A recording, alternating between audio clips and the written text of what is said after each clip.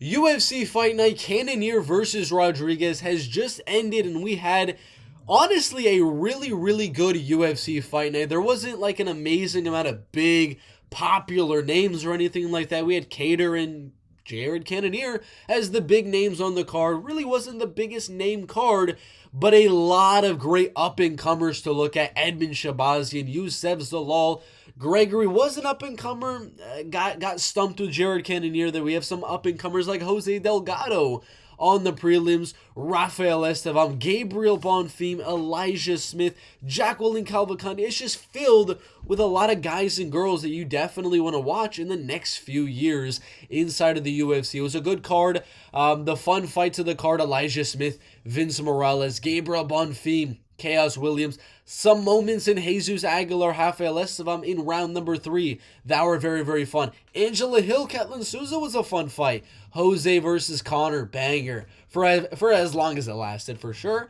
Petrosky Vieira, Edmen Shahbazyan, Dylan Budka, banger. Main event, Jared Cannonier, Gregory Rodrigues was a banger. We got to talk about the snoozers, though, that were the co-main: Youssef Zalal, Calvin Kattar, that were Andre Petrosky, Rodolfo Vieira, and that were the beginning, round 1, round 2, for Rafael Estevam.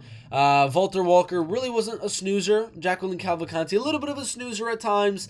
But overall, I mean, there's a lot of highs on this card and not a lot of lows on this card. So a great one, UFC Fight Night Cannonier versus Rodrigues. We're going to get it started with the main event, round 1. Gregory wins, goes out there, Robocops. It comes forward, throws haymakers on the feet. Cannonier just kind of shelling up a little bit, eating shots and getting rocked and dropped all over the place.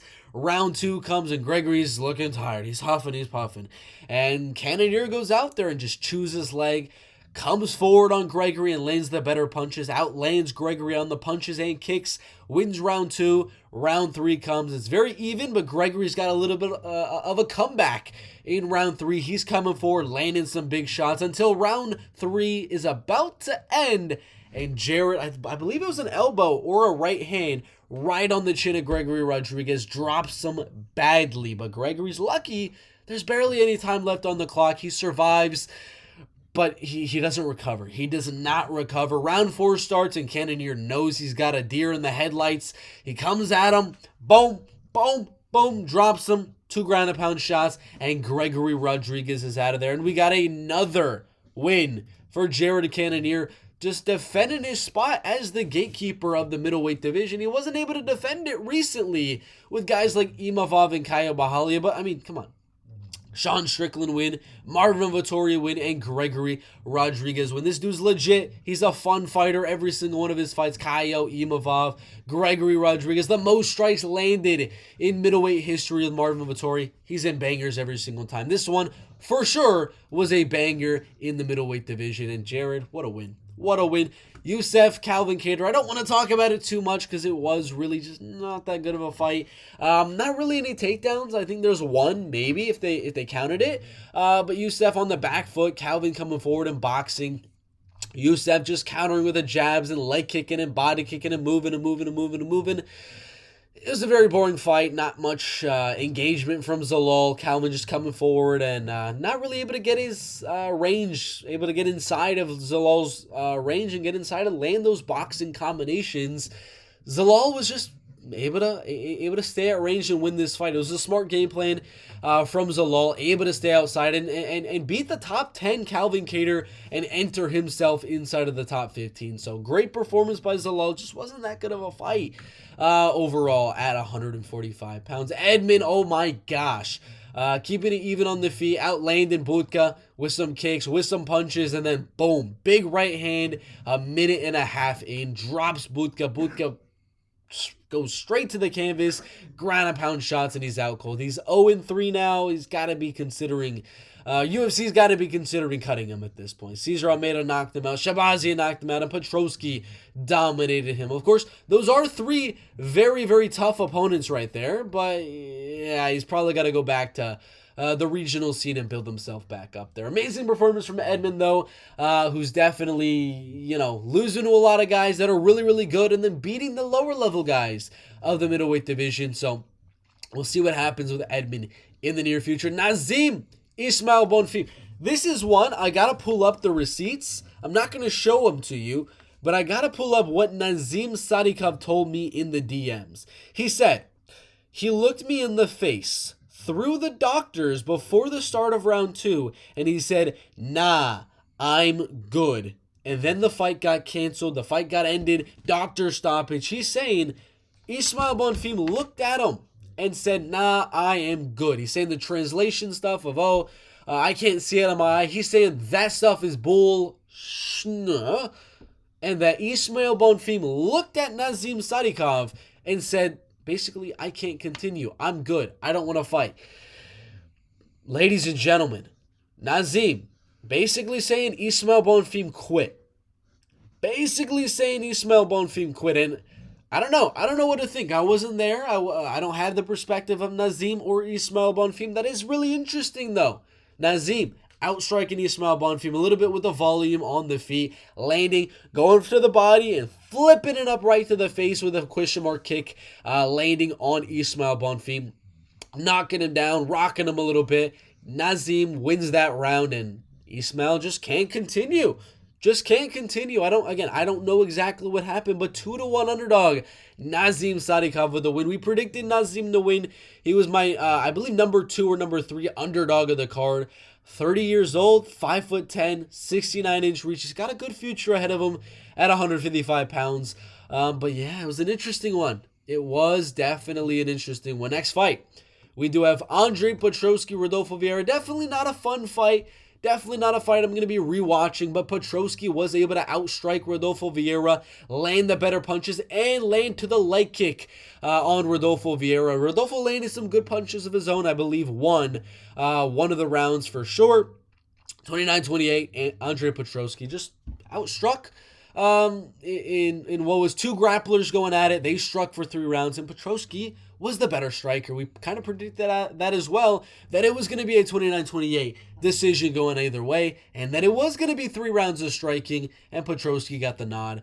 Jose Delgado, massive prospect here. I am hyped on this guy at 145 pounds, just dominating Connor Matthews, aside from that one moment where Connor got the takedown, got the back, and controlled it for a little bit.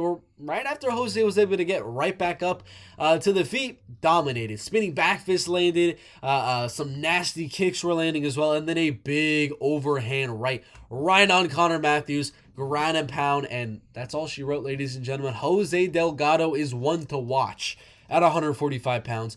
100%. This dude is legit. Angela Hill, Ketlin Souza. Round 1, Angela Hill using the wrestling and grappling to win that one. Round 2, Ketlin landing the bigger, powerful bombs on the feet. Busting up the nose of Angela Hill, bloodying her up a little bit as well. And then round number 3, very, very even. Angela lands a takedown. Angela lands more volume, more punches, more kicks, but Ketlin lands maybe 1 or 2 big shots. Angela also lands some big shots, so it's a very, very controversial round. Could have gone either way. Rounds for the judges had it going either way in round number 3. 29-28. Again, could have literally gone either way. They gave it to Angela Hill, and she gets back to the winning column. She's a veteran, and her record in the UFC doesn't, 13-14, not amazing, but the competition level is insane. She's got Jessica Andrade, she got Yan Xiaonan, Michelle Watterson, Tisha Pennington, Amanda Lemos, Verna Janjidoba, Mackenzie Dern, Tabitha Hishi. Oh my God, what a stacked resume she does have. Rafael Estevam, Jesus Aguilar. I'm going to go backwards on this one. Round 3, Estevam's a little bit gassed out. Jesus defending the takedowns, landing big punches, defending takedowns, and landing big punches. Jumping the gilly many times throughout this fight. Estevam just landing takedowns and holding and ground and pounding. Going for the back a few times, but that's how Jesus was able to get right back up. Round 1, round 2, go to Estevam. Round 3 goes to Aguilar. Close fight. Round 2, Jesus had his moments that he could have scored it. Scored a few moments where he defends the takedowns, lands a few punches, and could have won that fight, but wasn't meant to be. Rafael's wrestling and grappling was just good enough to get the decision there. Gabriel Bonfim, Chaos Williams. Round 1, very even with the striking. A takedown landed from Bonfim. I believe he landed the takedown, got the back, but Chaos got right back up. Round 2, pretty even striking until Bonfim really started to land on the leg kicks on Chaos Williams and really tear him up. Chaos was landing those big overhands and looping hooks. Gabriel just kept leg kicking, leg kicking, leg kicking. Eventually, the fight hits the mat. Gabriel gets that front headlock and turns it into a Darce and puts Chaos out cold. Oh my God, what a performance from Gabriel Bonfim. Elijah versus Vince Morales. I mean, not fight of the night. They didn't give it to her because they give the main events between Gregory Rodrigues, Jared Cannonier. They gave that the fight of the night, but I think this is number 2. What a banger this was at 135 pounds. We had submissions from both guys. Vince Morales nearly getting a rear naked on the feet, a standing naked choke on Elijah Smith in round number 3. We had Elijah going for his own rear naked chokes. We had Vince going for Darces and Anacondas and things like that. I mean, the submissions were crazy in this fight. The boxing was amazing in this fight as well from both guys. Elijah bloodying up and destroying the nose of Vince Morales with an elbow, I believe. What a banger of a fight. 2 rounds to 1 in favor of Elijah Smith. Yeah, Vince Morales putting on another fun fight. Elijah winning his debut at just 22 years of age. He's got a great future ahead of him in this bantamweight division. Walter Walker, Dante Mays. Walter gets it to the ground, heel hook. That's all she wrote. That's all she wrote. Should he be fighting in the rankings after this? No. I know Dante was ranked. He shouldn't have been ranked. Let's be honest, ladies and gentlemen. And Walter should win one more before fighting for the rankings. Come on, come on, come on. Jacqueline beat Julia Avila. Julia retired. Jacqueline just defending takedowns, keeping it on the feet, and outstriking for 3 straight rounds. Again, we got some good up-and-comers to look at. Jacqueline is going to be a problem in the next few years. She's young, 27 years old. She's got a future in this women's bantamweight division that is just so very shallow. Walter Walker, again, in a division that is so very shallow, and he's able to submit guys. He could be a problem. You never know. He's young as well. How young? 27 years old. Heavyweight. He's a prospect. Technically a prospect. Elijah Smith, 22 years old. Another prospect. Gabriel Bonfim, 27 years old. Another prospect. Rafael Estevam, 28 years old. Another prospect. Angela Hill. I'm just kidding. She's not a prospect. But I digress. Jose Delgado, 26 years old, another prospect. Petrosky, not a prospect. Nazim Sadikov is lightweight. He's a prospect, I would say. He hasn't entered his prime just yet. He's still getting better. So I would still categorize him as a prospect, though. Edmund Shabazian, still young, still improving, 27 years old, still a prospect. Youssef Zalal, still young as well, 28 years old, still a prospect. Now basically a contender after he beat Calvin Kattar. And then, yeah, Gregory, we lost a prospect there, but banger in the middleweight division. What a great card. What a lot of highs on this card. A lot of things to be looking forward to. Edmund Shabazian, just looking forward to his improvement there. Jared, looking forward to him defending his spot, being the gatekeeper that he is in that middleweight division. Looking forward to Nazim's future, Delgado's future, Estevam's future, fighting in the rankings soon, Bonfim's future, Elijah Smith, Walter Walker. I mean, great card. Great card. Ladies and gentlemen, like and subscribe. Thank you guys for watching. We'll see you in the next one.